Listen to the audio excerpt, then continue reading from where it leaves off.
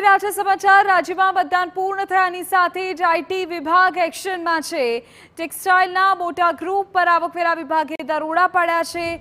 સુરતમાં એક સાથે 10 સ્થળોએ દરોડા અને સર્વેની કાર્યવાહી। ઐશ્વર્યા ગ્રુપ અને તેની સાથે સંકળાયેલા કોલના ધંધાર્થીઓ પર તવાઈ બોલાવાઈ છે। તપાસના અંતે કેટલાક મોટા પાયે બેનામી વ્યવહારો સામે આવે તેવી પણ સંભાવના છે।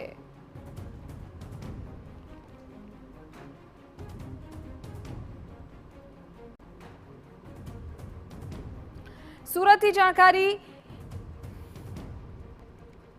ટેક્સ વિભાગ દ્વારા જે છે તે હરકતમાં આવ્યું છે તે સુરત અને મોરબીના અલગ અલગ જે કાપડ વેપારી છે, કોલસા સાથે સંકળાયેલા જે કોલસાના વેપાર કરતા જે વેપારીઓ છે, એસએન ટ્રેડિંગ લિંક કંપનીના જે દરોડા પાડવામાં આવ્યા છે। જોઈ શકાય છે કે ટીજીબી જે હોટલ છે તેની બાજુમાં આવેલું જે રાજહંસનું જે કોમ્પ્લેક્સ છે, મોન્ટેસ, તે કોમ્પ્લેક્સની અંદર જે કોલસાના વેપારી છે, એસએન ટ્રેડિંગ લિંક નામની જે કંપની છે તેના તાજે દરોડા પાડવામાં આવે છે। અલગ અલગ 22 જગ્યાએ છે તે ઇન્કમટેક્સ વિભાગની જે છે તે રેડ છે તે કરવામાં આવી રહી છે। અત્યારે જોઈ શકાય છે કે લાઈવ દ્રશ્યો ઇન્કમટેક્સના અધિકારીઓ જે છે તે અલગ અલગ જે પોલીસ બંદોબસ્ત સાથે ઓફિસ છે, જે રહેઠાણ વિસ્તાર છે, જે કડોદરા વિસ્તારમાં આવેલી ઐશ્વર્યા જે કંપની છે તેની અંદર પણ ઇન્કમટેક્સના અધિકારીઓ છે તે હાલ સર્ચ કરી રહ્યા છે। અલગ અલગ જે કેટલાક ડોક્યુમેન્ટો પણ મળી આવ્યા હોવાની જે વાત સામે આવી રહી છે, કારણ કે જે રીતે માહિતી મળી રહી હતી કે કોલસાના જે વેપારીઓ છે તે કોલસાના વેપારીઓએ પણ જે ક્યાંક ને ક્યાંક સંકળાયેલા છે,